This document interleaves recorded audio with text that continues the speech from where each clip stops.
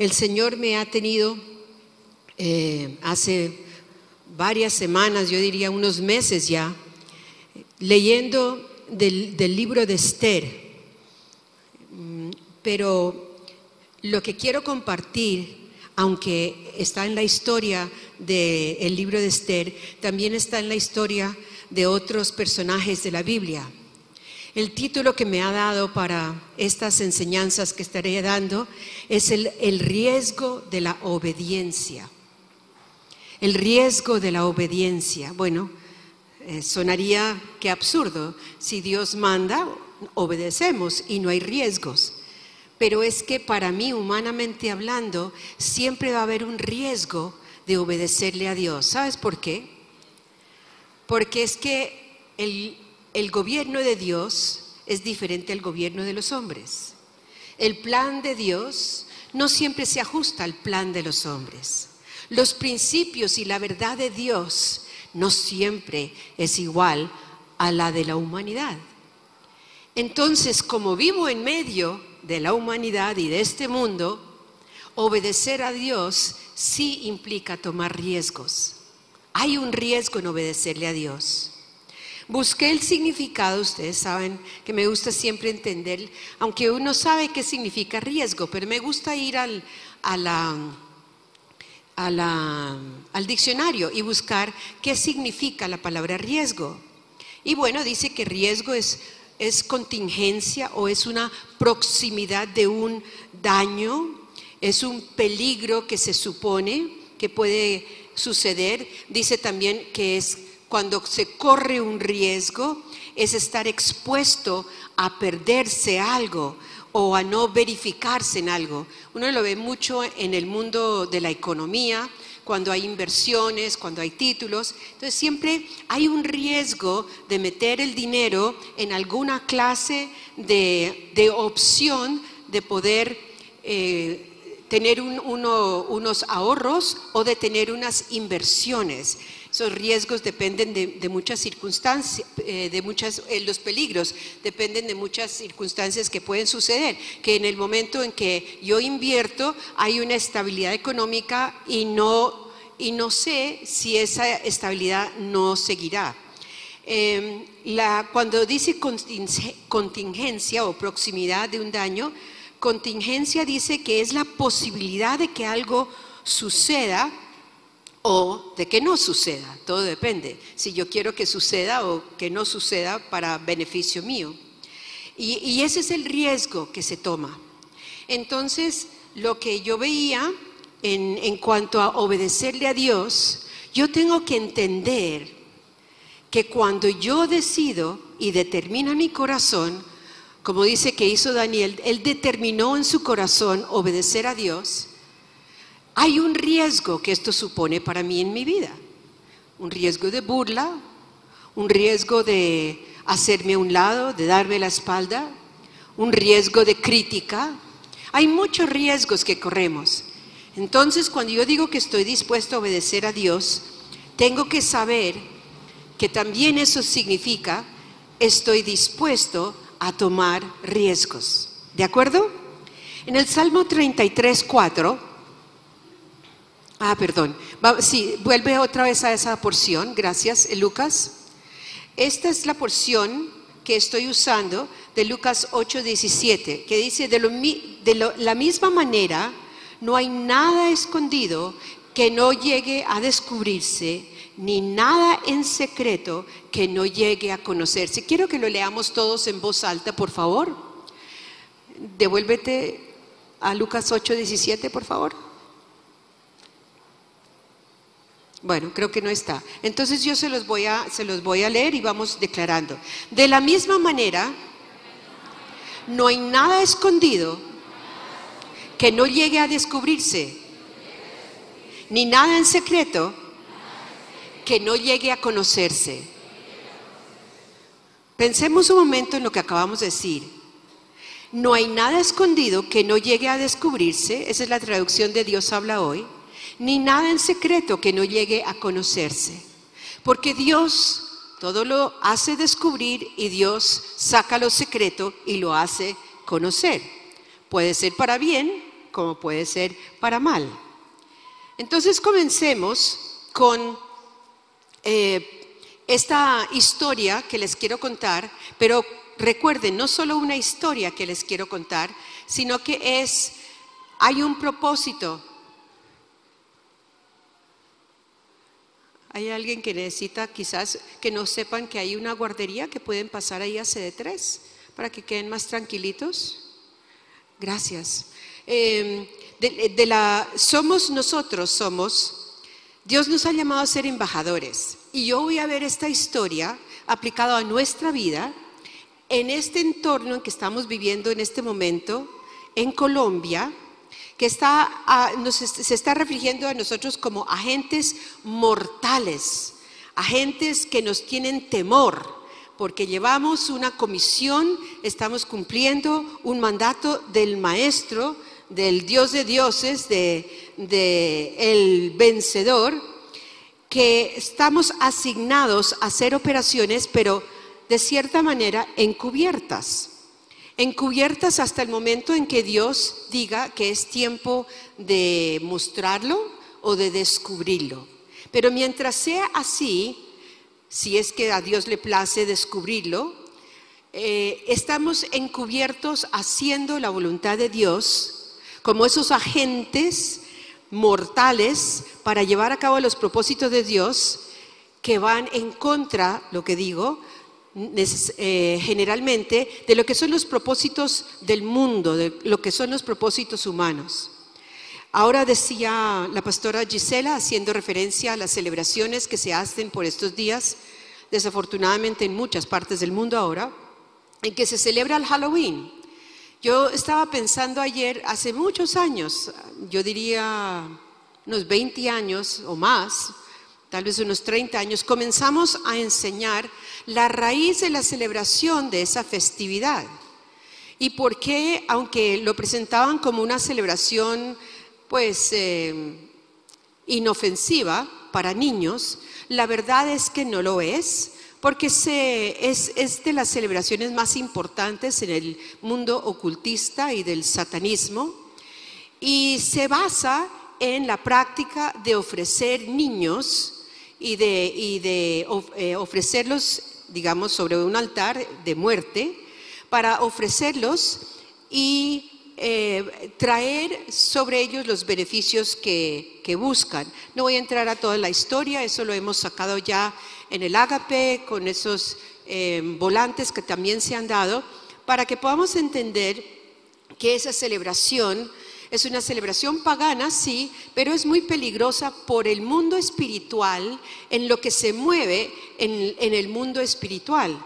No me parece coincidencia que uno oye a los noticieros estar hablando que los padres de familia, que cuiden a sus hijos, que los lleven de la mano, a la policía diciendo vigilen los dulces y todo lo que les entreguen, por la malicia y la maldad que hay a veces de los que regalan estas cosas, que en Bogotá han puesto unos horarios en que los niños menores de no recuerdo de qué edad no pueden andar en la calle porque están haciendo un toque de queda desde el viernes hasta hoy, no sé si mañana, sí, hasta mañana, que es 31. Entonces, en el mundo natural ven los peligros, pero no entienden que de verdad eso se origina en un mundo espiritual, de las maquinaciones que se llevan a cabo.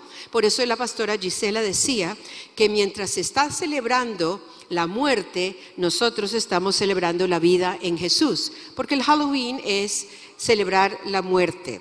Es la víspera del Día de Todos los Santos, que en realidad es de todos los muertos, y así fue como comenzó parte de su origen.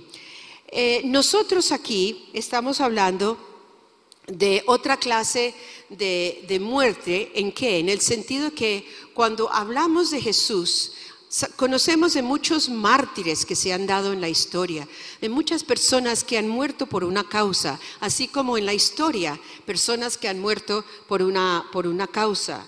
Ayer me llegó un correo no celebrando, pero estaban recordando la muerte del sabio Caldas, que fue asesinado y él por una causa siguió hasta poder defender esa causa en todo lo de la botánica y todo lo que él estaba trabajando, con tal de poder dárselo a conocer a la humanidad. Bueno, en ese entonces yo me imagino que el gobierno eso no lo entendía, así como muchos de los artistas del mundo que no entendían sus pinturas o su arte o sus descubrimientos científicos, porque eran genios de esa época y la humanidad en general no lo conocía. Entonces a esta gente los asesinaban.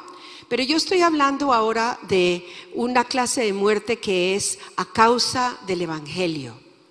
A causa del Evangelio, el riesgo que yo tomo es: ¿será que doy mi vida hasta la muerte? Como dice en Apocalipsis, que lo que venció al enemigo fue la sangre del Cordero, el testimonio de ellos, o sea, de los creyentes, y que dieron la vida hasta la muerte.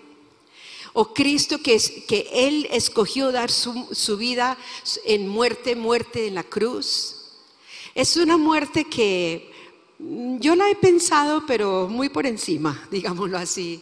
Y últimamente, hablando de los tiempos que se acercan del Señor, yo me he preguntado, ¿estoy lista para dar mi vida hasta la muerte? Pero dentro de los parámetros de obedecer a Dios en lo que Él me mande hablar o hacer. Tampoco ir y hacer el ridículo o pasarme de los límites o por mi orgullo entrar en una condición que Dios no me mandó a entrar. Y puedo perder la vida por eso. No, yo estoy hablando de cuando obedecemos la dirección de Dios. En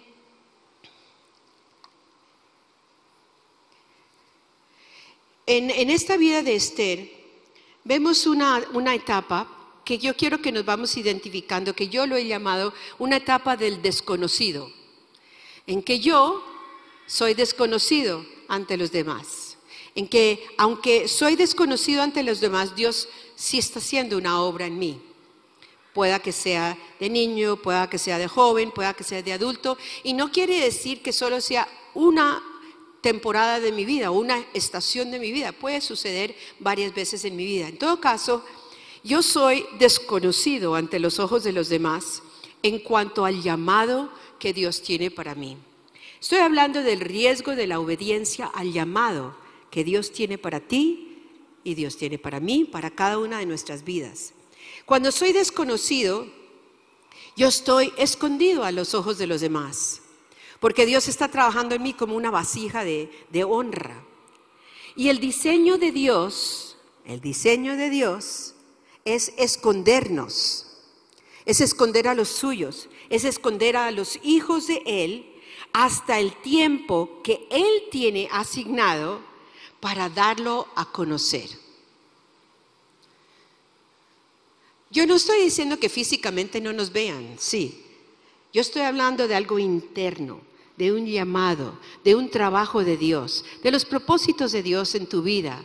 Y hay un tiempo en que Él te esconde mientras trabaja en ti para el tiempo que Él haya asignado ya te dé a conocer en ese llamado. El libro de Esther, bueno, primeramente el nombre de Esther significa estrella y significa alegría también. Y en el libro de Esther, cuando comienza usando un nombre que es Hadasa. Ese es el nombre de pila de Esther.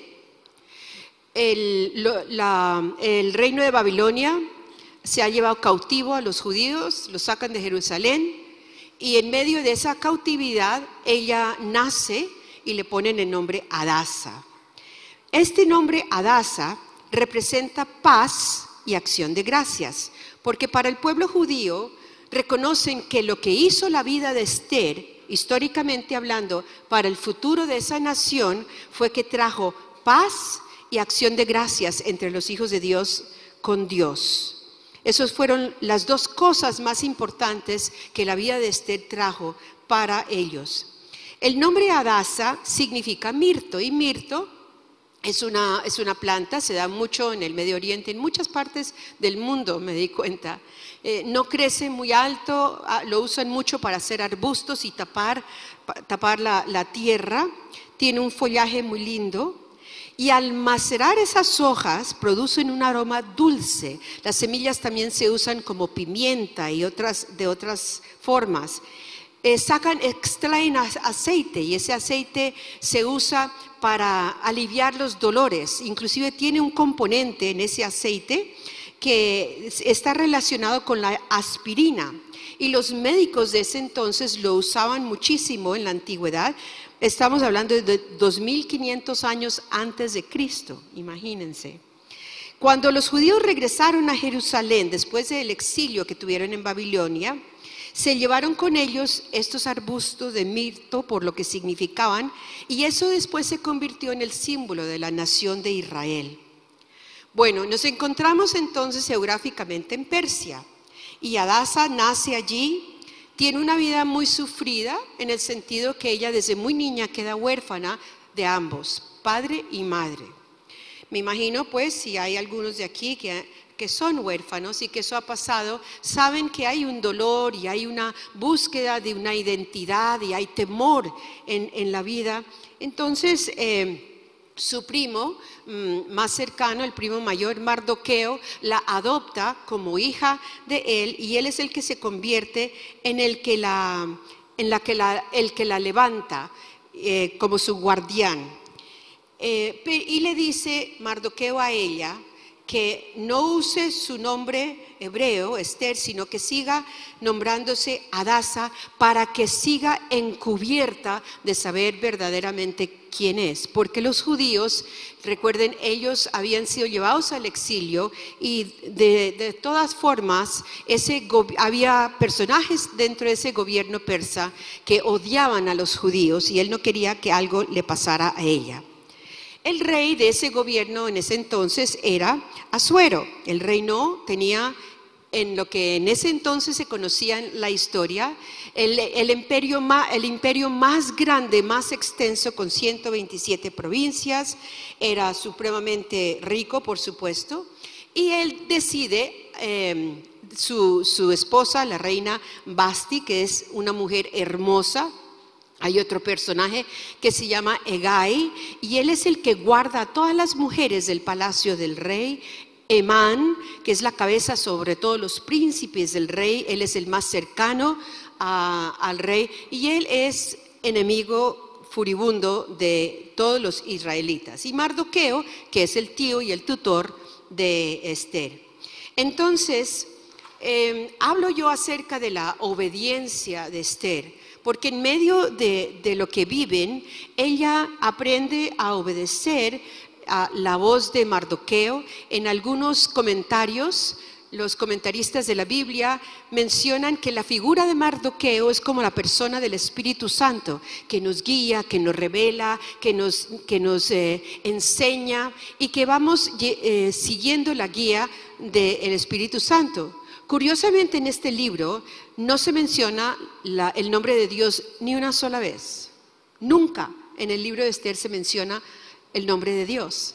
Sin embargo, a lo largo de todas las circunstancias que suceden en el libro, se ve continuamente la mano de Dios sobre ella y el pueblo judío, y ahora lo vamos a ver.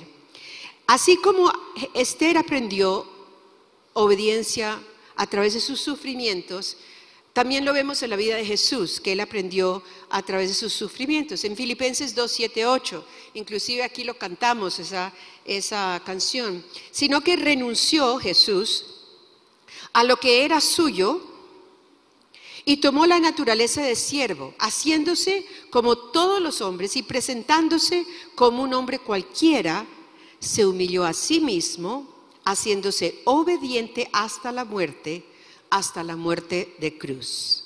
También la traducción Dios habla hoy. Entonces vuelvo a lo que dijimos al principio. Dios esconde a Esther, esperando el tiempo perfecto que Dios tiene para descubrirla ante los ojos de los hombres y para darla a conocer. Este tiempo de espera la entrenó a ella para una tarea divina que ella esperaba. Ese tiempo de espera que Dios te da a ti en tu vida.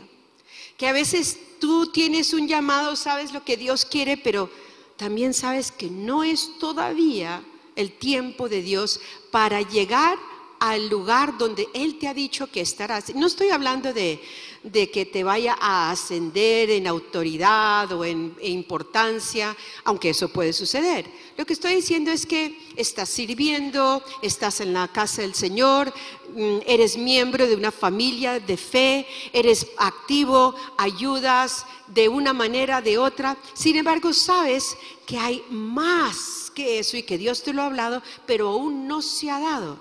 Pero no te preocupes, porque Él te tiene escondido con un propósito y para que en el tiempo perfecto te dé a conocer después de todo lo que ha hecho contigo en este tiempo de estar escondido en Él, de estar pasando sufrimientos, de pasando dificultades, pero todo esto tiene el propósito de prepararte para el cumplimiento de ese destino divino que tú tienes en tu vida. Y ella tenía que, me imagino, enfrentar luchas con ella misma, como decía ahora, de su misma identidad, de crecer y entender quién era ella verdaderamente, habiendo perdido a sus padres. Tuvo años también en que todas estas dificultades y sufrimientos fue estableciendo un fundamento sólido en su vida de su propio carácter. Años de ella misma ser, como lo significa su nombre, Mirto, macerada por la obra de forjar en ella un corazón contrito y humillado y prepararla para lo que ya nosotros sabemos que era estar en el palacio con el rey. Pero ella en ese entonces no lo sabía, ni Mardoqueo, su tutor, lo sabía. Nunca creo yo que ella se imaginaría que el destino de toda una nación dependería de su disposición a rendirse durante estos años en que Dios la estaba preparando. Creo que jamás se hubiera imaginado. Así es Dios con nosotros. Él no nos muestra el cuadro completo del llamado que tenemos. Porque yo personalmente sé que si me lo hubiera mostrado todo desde hace 45 años que yo le di mi vida al Señor, yo no le hubiera dicho que sí. Yo no le hubiera dicho, yo te sigo donde sea, Señor, heme aquí. No lo creo.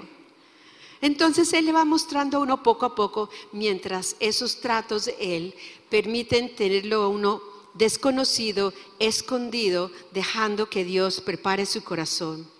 Y el desarrollo del carácter de Esther durante estas estaciones escondidas, su vida escondida, fueron lo que la prepararon para ella poder tener en medio del llamado que Dios tenía con ella una actitud y una posición en su corazón de humildad cuando llegara ese tiempo en que Dios la iba a exaltar. El peligro de estar fuera del tiempo de Dios es que cuando Dios nos exalta, el corazón no esté listo y el orgullo daña el propósito que Dios ha tenido para hacer a través de nosotros en el llamado que tenemos. Y esos tiempos de estar escondidos y dejando que Dios esté macerando mi carácter, orgullo, egoísmo, temperamento, etcétera, es para estar listos, para que cuando Dios diga, ya es el tiempo, estoy listo para no enorgullecerme y seguir caminando en humildad y mansedumbre. Esther fue preservada en ese tiempo en que estuvo escondida, protegida, apartada, porque fue un tiempo asignado por Dios para que no fuera conocida. Y nosotros no pensamos así, que Dios tenga un tiempo en que aquí estoy, Pastora Marcela, no me has visto, no me has reconocido, ya estoy listo, lo que sea. O papá, mira, ya lo puedo hacer. Dios tiene un tiempo en que Él tiene que trabajar con nosotros y es de bendición. Viene una celebración del rey Asuero y él quiere mostrarle a todas las provincias sus riquezas, su poderío, su potencia, y hace una celebración grandísima. Y después de esta celebración de 180 días, decide agregarle 7 días más. Y en esas festividades, su única intención es demostrar su poder. En medio de todo esto, él quiere mostrarle a todos los habitantes de estas provincias su reina, que es hermosa, que la manda a llamar, y Vasti desafortunadamente desobedece y ella no va a la convocación que le hace el rey para presentarse ante él. Eso trae la devastación de su vida. Hasta ahí llegó el propósito de Vasti para ser la reina, y la expulsa de la presencia suya y comienza a buscar una nueva reina. Bueno, miren lo que es la desobediencia. Pero después de estar escondido, llega el tiempo de Dios. El tiempo en que Dios tiene ya a esa persona lista y preparada para darla a conocer. Y comienza la búsqueda en el reino. Escogen entre muchas mujeres doncellas, van escogiendo y entre esas escogen a Esther. ¿Que recuerdan cómo era que Esther se llamaba? Exactamente. Perdón. Escogen a Esther. Y lo lindo de la preparación de Esther, en que aunque ya la conocen porque la escogen, ya es el tiempo de Dios de comenzar a llevarla a acercarse más a su propósito. Lo lindo de esta historia, cuando uno lo lee, es ver la preparación que hacen de estas mujeres por un año. Por ley tenían que prepararlas por 12 meses y las preparaban con una forma muy específica, sino que uno ve ahora que nosotras las mujeres hay mucha vanidad. Bueno, ahora la vanidad es entre los hombres también, pero sí, dicen ellas. Esa vanidad es ¿para qué? Se enfoca en la belleza exterior. Y aunque la belleza exterior sí es importante, por supuesto que sí, debemos andar bien arreglados. Sin embargo, esa belleza exterior nunca puede tomar el lugar de la belleza interior. Porque de verdad la belleza interior es lo que se ve, lo que sale a través de los ojos de la persona, de la sonrisa, del reflejo de su rostro. A mis nietas siempre les digo, porque ellas pues están en esa edad en que creen que son princesas para todo, y lo que más yo creo que temía mi hija era que estuvieran andando en la calle con todos sus vestidos de todas las princesas que ahora Walt Disney ha sacado. Y entonces en todos los almacenes no hay sino vestidos de princesas, casi que no se encuentran vestidos de niñas. Bueno, y ella decía, bueno, yo les compro esos vestidos de princesa para que anden en la casa, y ya, como que con eso, lo tienen rosado, morado, amarillo. Ellas me dicen, Lela, esta es Rapunzel, Lela, esta es fulana, Lela, esta es Ana, Lela, estas, todas se la conocen. Y ya yo creo que el ajuar que tienen de diario son sus vestidos de princesas.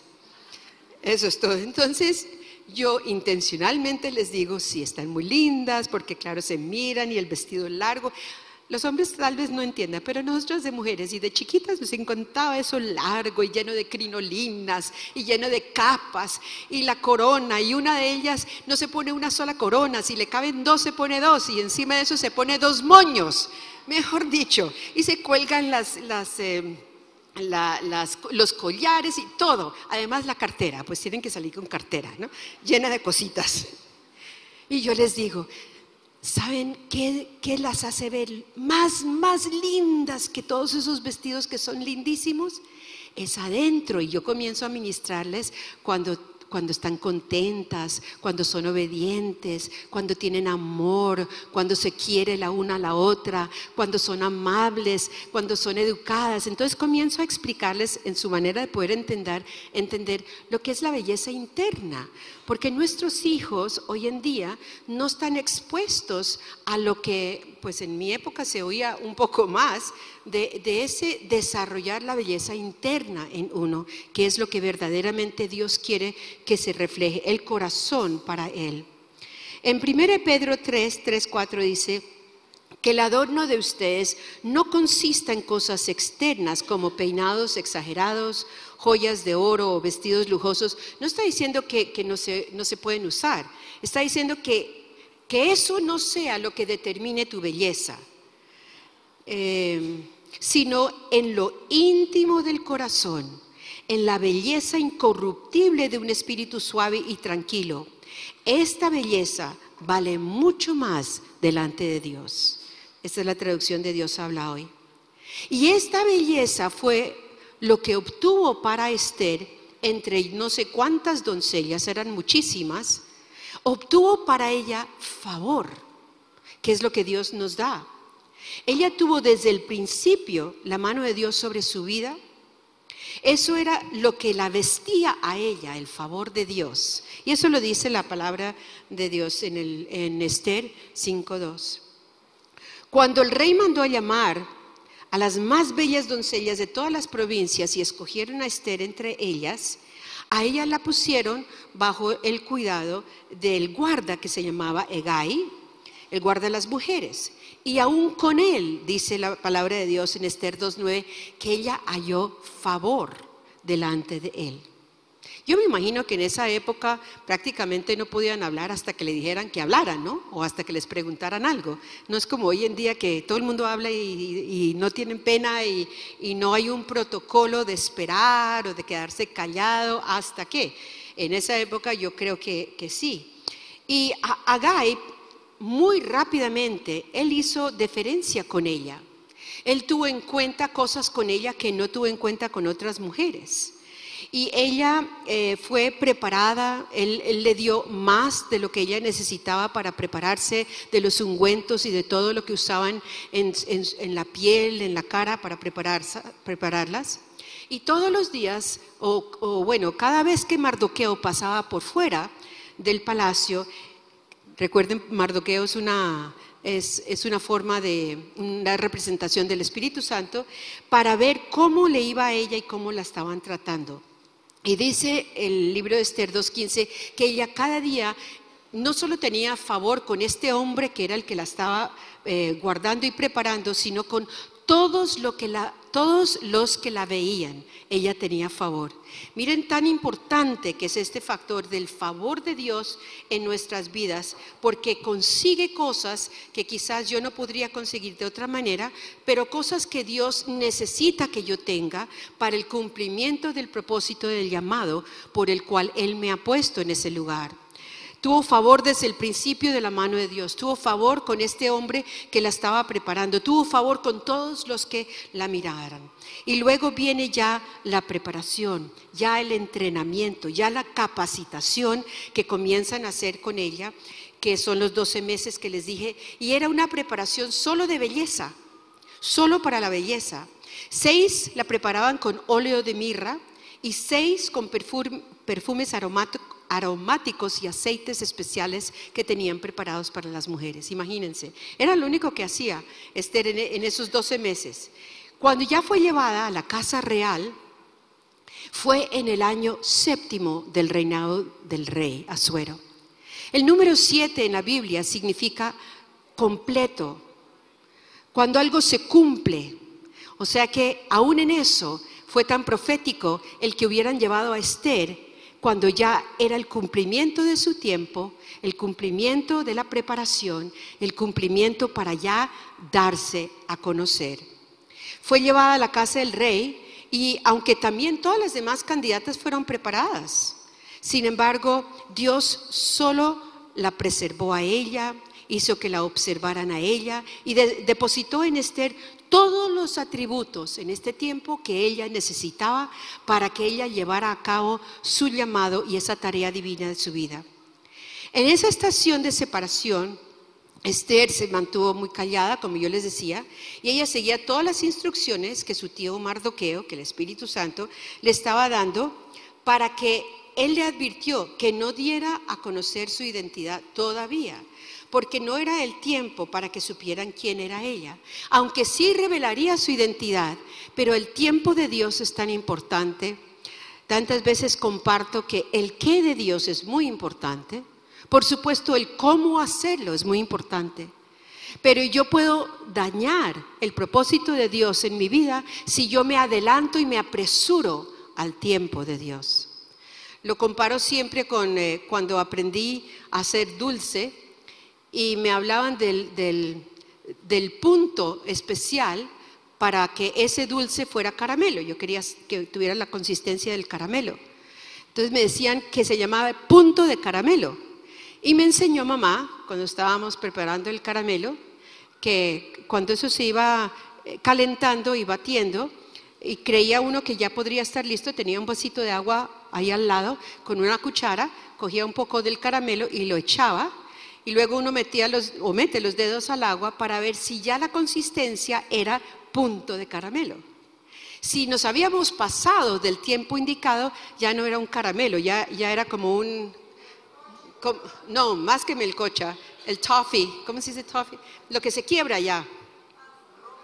Como, sí, crocante, exacto, como algo crocante. Y esos tiempos de Dios son así. No me puedo ni adelantar ni me puedo pasar de esos tiempos de Dios. Cuando Dios nos empieza a preparar, a ti y a mí, nos separa primeramente de esa multitud, que todo el mundo se dé cuenta, luego nos va desarraigando cosas en nuestra vida y nos va quitando lo que era para nosotros muy normal y muy cotidiano en nuestra vida. Y es una estación muy importante, puede durar muchos años o puede durar en realidad toda la vida, porque siempre está desarraigando cosas en nuestra vida. Pero no es un tiempo de rechazo, sino un tiempo de separación y de santificación y consagración. Fíjense que Dios viene hablándonos ya hace varios años y desde el año pasado muy intensamente, muy intencionalmente e intensamente acerca de la santidad en nuestra vida, acerca de prepararnos para la venida de Él, acerca de limpiar esta casa, este templo donde Él vive, mi vida, mi cuerpo, ojos, oídos, boca, pensamiento, mi corazón, las intenciones de mi corazón, de no guardar cosas que Dios ha dicho que no guarde mi corazón, que busque las paces, que dé el perdón, que yo esté limpia, como dice que Él busca la novia sin mancha y sin arruga. Y todo ese tiempo, este es el patrón que se repite. Dios lo repite a través de la vida de tantos que Él ha escogido para poder impactar el mundo, o Él ha escogido para poder llevar a cabo sus propósitos a través de esa persona. Y todos nosotros somos escogidos por Él. Y todos nosotros tenemos un llamado. Y en el lugar donde Él nos ponga, ante los ojos del hombre pueda que algo parezca más importante que lo otro, pero para Dios no. Para Dios cada uno de nosotros tiene un lugar específicamente importante para la obra que Él quiere que nosotros realicemos. Y para eso es que Él nos prepara, nos limpia y nos santifica. Para todo es el patrón que Dios siempre usa. No hay otro modelo. Si lo estás buscando, no lo hay. No lo hay, porque nuestras estaciones de estar a solas con Dios es justamente para poder ir cortando relaciones que Él no quiere que tengamos, que vayamos intensificando más la relación con Él y lo conozcamos más a Él. Él tiene que comenzar a volverse en lo más importante de nuestra vida y de nuestra agenda, de nuestro futuro, de nuestro diario vivir, solo Él. Y es en esas estaciones que ese maestro, ese Espíritu Santo, es el que va desarraigando paradigmas en mi vida, o hábitos o actitudes que yo he tenido que no están de acuerdo a la palabra de Dios, preocupaciones, temores. No sé si ustedes tienen que luchar mucho con eso, pero yo lucho mucho con preocupaciones y cada tanto el Señor me hace, a ver Marcela, el gozo del Señor es tu fortaleza. ¿Dónde está tu gozo? Uy, no sé qué se me hizo, un momentico. Esa canción que cantábamos hoy, excelente. Ese gozo es mi fortaleza. Las preocupaciones no lo son, me arrastran. En Él no hay preocupaciones. Hay circunstancias, son reales, pero Él es la realidad por encima de todo. Y en nuestra búsqueda continua de el Señor en nuestra vida, de sus propósitos, de su palabra, de obedecerlas, de entenderlas, de la revelación, es que viene el cambio, porque la presencia de Él trae cambio a nuestras vidas. Y yo voy conociendo a un Dios santo y amoroso. En estos días hablaba con alguien y le comentaba, ¿saben? Que cuando yo fui criada, en la religión en que toda nuestra familia fue levantada, yo conocía que había un Dios, yo conocía que había un Jesucristo y yo conocía que había un Espíritu Santo y me habían enseñado que era la Trinidad, los tres en uno. Pero yo no sabía que había un Dios Padre y yo no sabía que había un Dios Hijo y yo no sabía que había un Dios Espíritu Santo que moraba en mí. Y cuando comencé a conocer y tener una nueva relación con este Dios que lo conocía muy intelectualmente y religiosamente, y me di cuenta que era un Dios personalizado, fue cambiando mi vida tremendamente. No todos pueden entender los moveres que tenemos en nuestra vida personal. No todos van a entender por qué me separo, por qué cambio, por qué mi vocabulario se vuelve diferente, por qué ya no cuento los chistes verdes que contaba antes, por qué. Porque no entienden necesariamente los moveres personales que Dios tiene en mi vida, los que tiene en tu vida. Y aunque tú pueda que te sientas que solo en estos tiempos, la verdad es que acuérdate, estas estaciones de Dios tienen un propósito.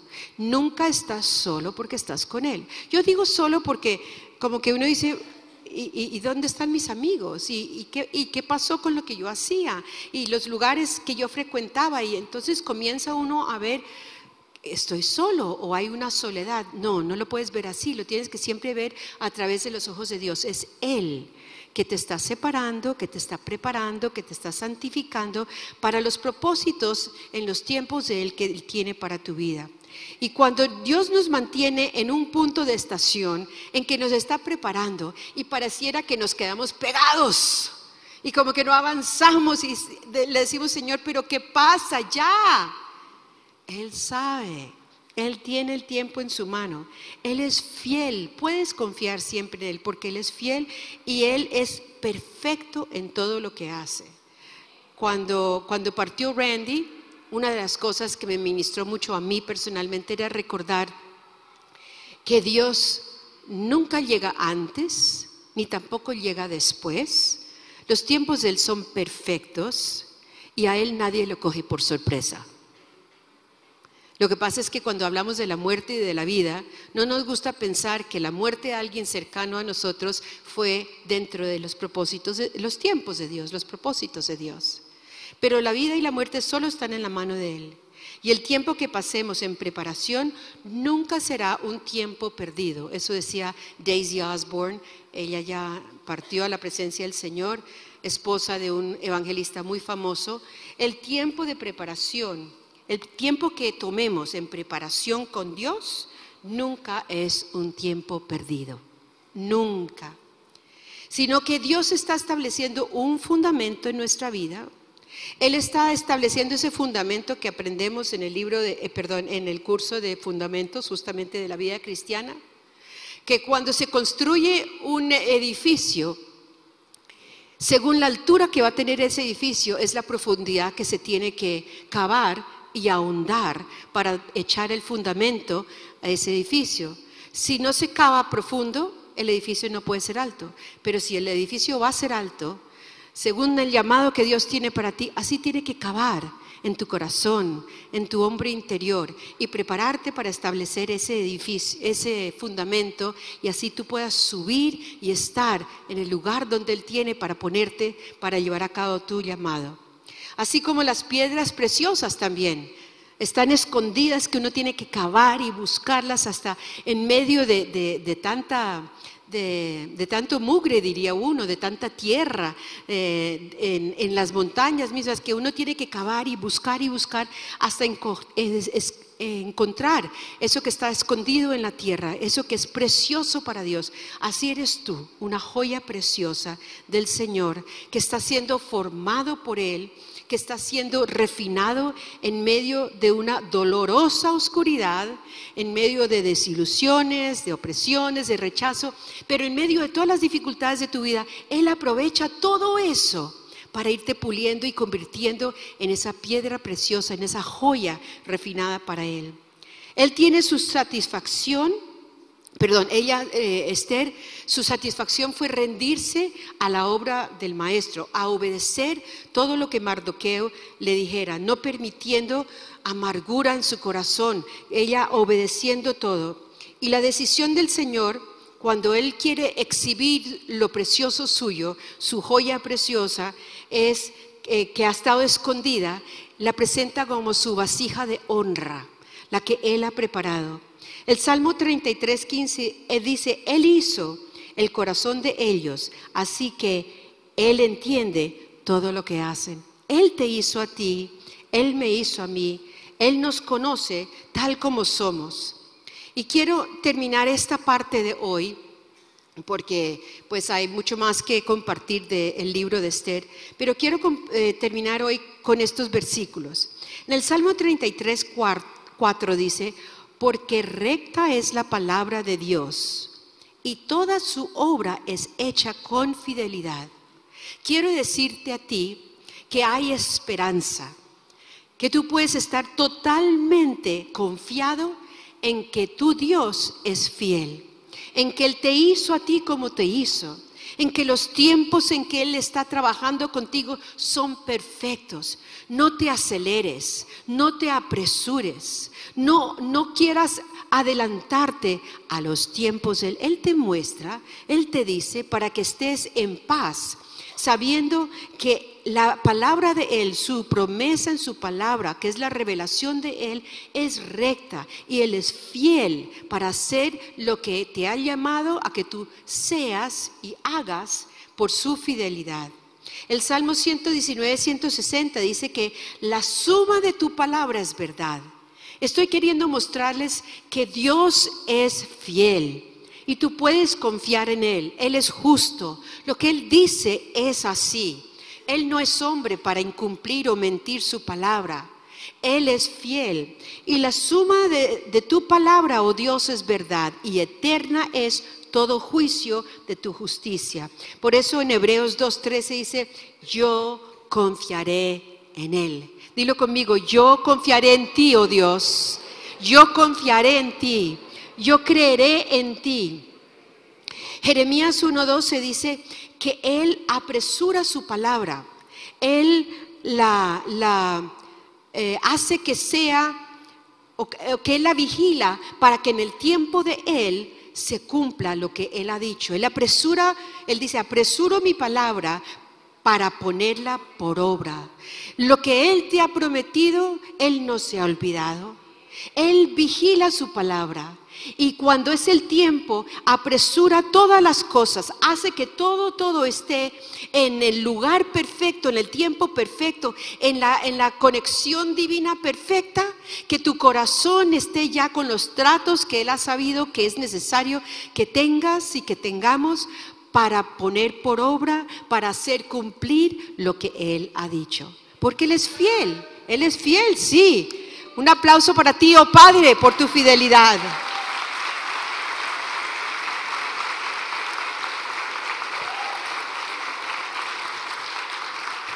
Yo quiero llevar esto también a la situación que está viviendo Colombia. No es para entrar y hablar de esto, pero hay muchas cosas que se están moviendo, muchas cosas. Y no podemos dejar caer la oración, porque recuerden, lo que nosotros vemos humanamente no es la verdad. La verdad es lo que Dios dice y lo que Dios hace. Leyendo un versículo esta mañana, que lo tengo subrayado y encerrado y marcado desde hace mucho tiempo, lo vi a la luz de lo que está pasando ahora en Colombia y como estamos orando. Gracias a todos por haber participado de las 24 horas de oración. Fue un tiempo bellísimo. Gracias a todos los músicos, cantores, sonidistas, intercesores, coordinadores, participadores, todos los que estuvimos tomando parte en esta vigilia. Los niños tuvieron también su vigilia, fue lindísimo, y su pijamada, porque estamos en tiempos de urgencia. No solo por lo que se vive en Colombia, sino porque es lo que el Espíritu de Dios le está diciendo a su iglesia. Despiértense, levántense, oren, intercedan. el domingo entrante vamos a ver la parte en que Mardoqueo llama urgentemente a Esther a llevar a cabo algo que es imposible, que va en contra de la ley humana, que ella no puede hacer eso, y se atemoriza, y entonces ella dice, bueno, pero intercedan, ayunen, para que Dios toque los corazones de los hombres. Y en Isaías 45 hay una porción que comienza en que Dios dice que despierta el espíritu de un gobernante gentil. No era judío, era gentil, el rey Ciro.